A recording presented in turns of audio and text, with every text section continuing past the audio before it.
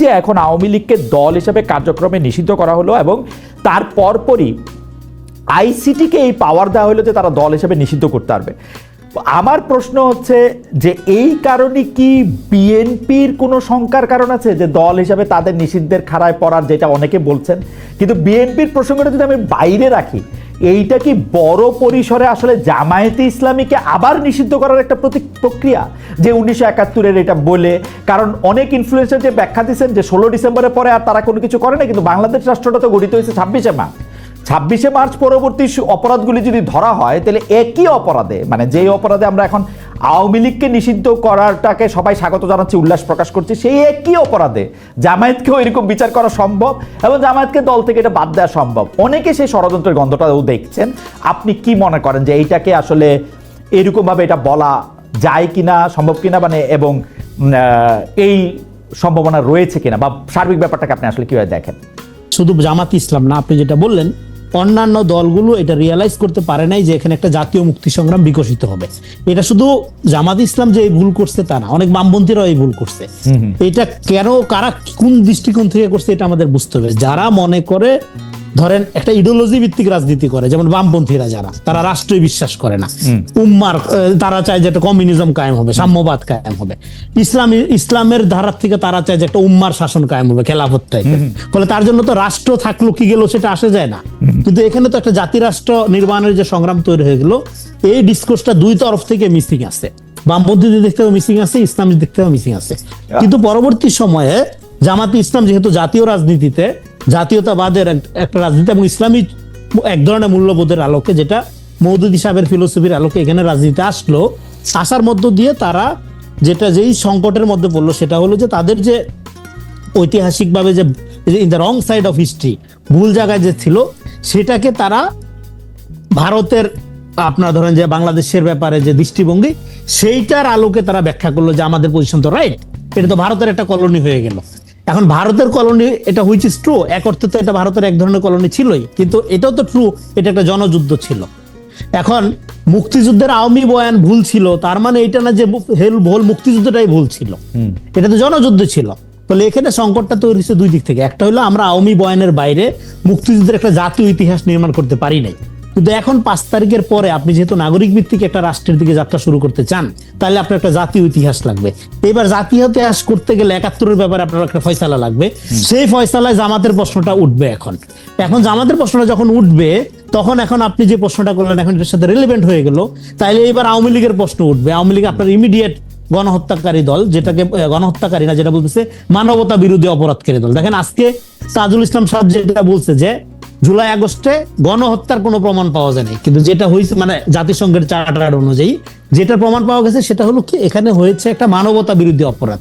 তাহলে হাসিনা যে বিচারের নামে অবিচারটা করছিল, মানে বিচারটা প্রপারলি যদি হাসিনা করতো বা আরো আগেই যদি করতো, 71-এর পরপরই যদি করতো, তাহলে কিন্তু আজকে এই প্রশ্নটাই উঠতো না বা এই বিপদের মধ্যে দেশকে পড়তে হইতো না।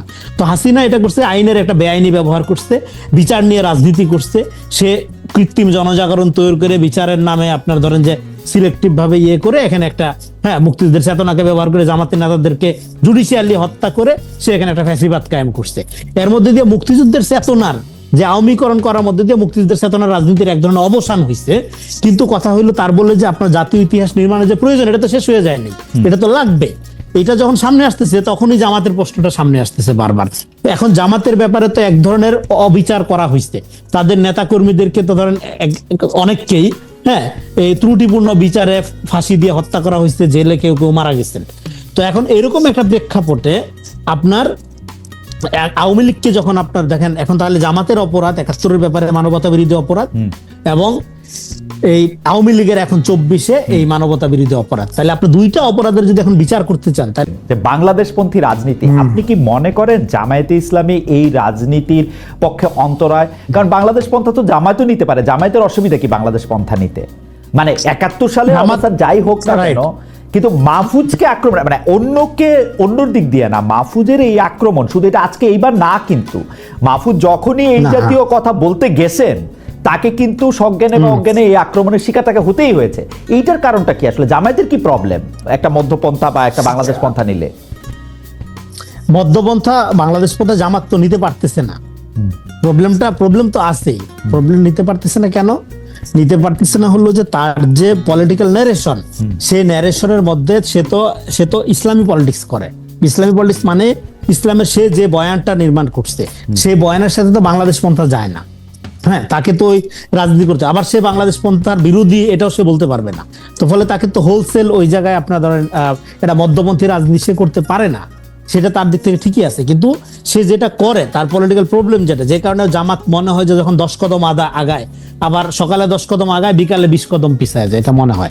অভ্যুত্থানের পরে এটা ভালোভাবে দেখা যাচ্ছে। কারণ হলো সে সবসময় একটা প্রো ইস্টাবলিশমেন্ট রাজনীতি করে। যেমন ধরেন দেখেন, এই যে সমন্বয়কদের মধ্যে দেখবেন যে অনেককে ছাত্রলীগের সাথে যুক্ত ছিল, এবং পরে তারা সমন্বয়ক, এরপরে এখন ছাত্র শিবির আকারে হাজির হচ্ছে। হ্যাঁ, এবং প্রশাসনে আপনি দেখেন প্রচুর লোক আওয়ামী লীগের সময় আওয়ামী লীগের সাথে ছিল, এখন তারা বিএনপি জামাত হিসেবে হাজির হচ্ছে, বিএনপি কম জামাতি বেশি হিসেবে হাজির হচ্ছে। এর ফলে প্রফেশনাল যে লোকটা সে কিন্তু ডিপ্রাইভ হচ্ছে, যে আচ্ছা ওই আমলে আমি বঞ্চিত, এখনো আমি বঞ্চিত। তো আমি বলতেছি যে পলিটিক্যালি একটা ট্রান্সপারেন্সি এইটার একটা গুরুত্ব আছে। আপনি এখন ফ্যাসিবাদ তো আপনার ধরেন শুধুমাত্র শেখ হাসিনার ক্ষমতা কাঠামো এটার কারণেই আপনার বিকশিত হইতে পারছে তা তো না, এটা তো ব্যক্তি চরিত্রের ব্যাপার।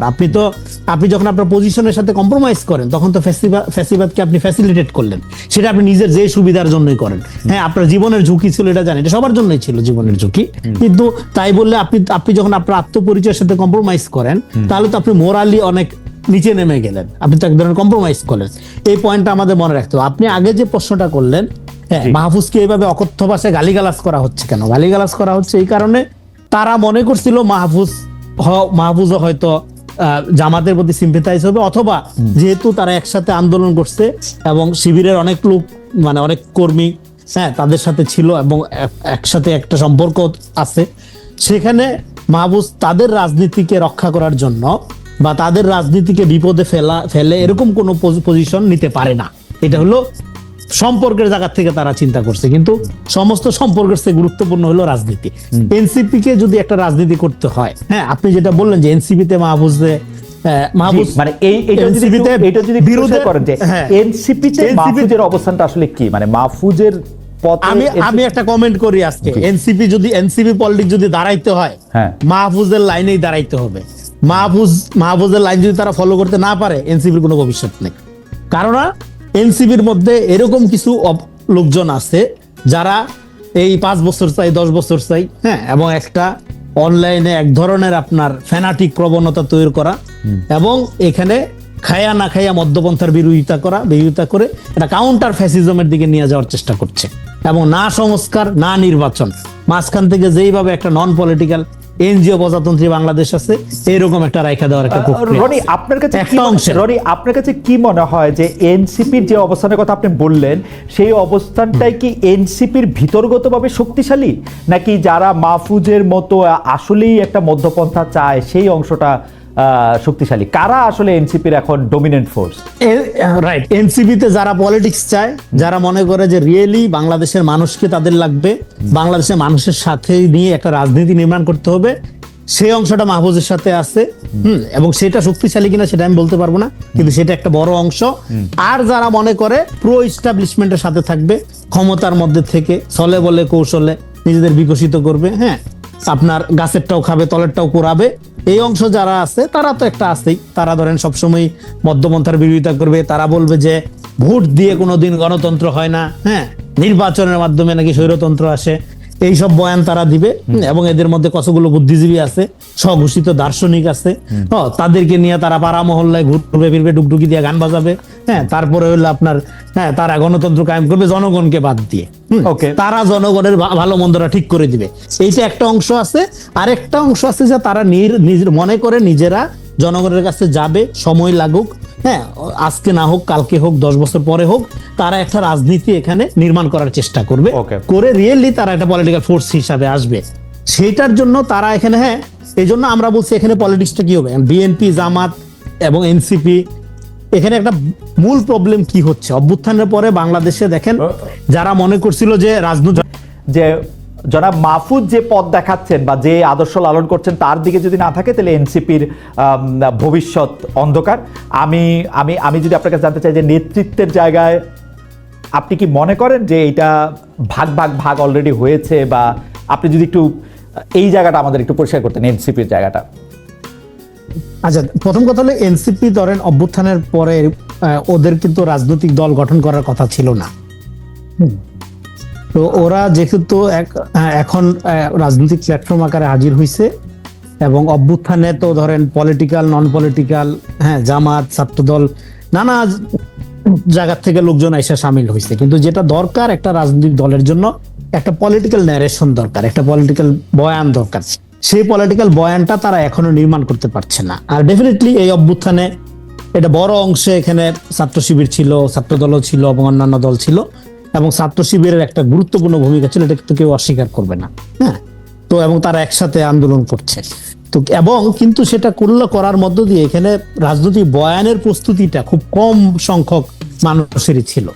যাদের ছিল, যারা দীর্ঘদিন যাবত একটা রাজনৈতিক চর্চা, রাজনৈতিক ন্যারেশন তৈরি করার কাজ করেছিল, মাহফুজ, নাহিদ তাদের মধ্যে অন্যতম। ফলে আপনি যে প্রশ্নটা করলেন নেতৃত্বের দিক থেকে নাহিদ এখানে খুব গুরুত্বপূর্ণ, কিন্তু নেতৃত্বের বাইরেও এখানে যদি রাজনৈতিক আপনার লাইন যদি যেটা বলেন যে রাজনীতি নির্মাণ করা, একটা ন্যারেশন নির্মাণ করা, যেটা যে বয়ানের মধ্য দিয়ে মানুষ এই রাজনীতির প্রতি আকৃষ্ট হবে, বা এই রাজনীতিটা কি, এটা কি করতে চায়, হ্যাঁ, কেন এই রাজনীতিটাকে মানুষ সমর্থন করবে, এইটা জনগণ যদি বুঝতে চায়, তাহলে যেই ধরনের বয়ান এখানে নিয়ে আসতে হবে, সেটার জন্য মাহফুজ খুবই গুরুত্বপূর্ণ ভূমিকা পালন করছে বলে আমার মনে হয়। এটা শুধু যে সে সরকারে আছে এই কারণে না, বলতেছি তার চিন্তা ভাবনার কারণ, তার চিন্তা ভাবনার একটা প্রভাব আছে।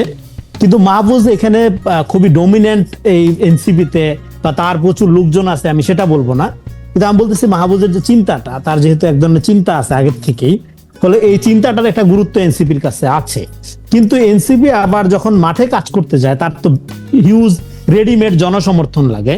সেই জনসমর্থনের ক্ষেত্রে দেখা গেছে জামাত শিবিরের লোকজন বা জামাতের লোকজন, হ্যাঁ, তাদেরকে সহযোগিতা করতে এতদিন, হ্যাঁ, নানাভাবে সহযোগিতা করতো।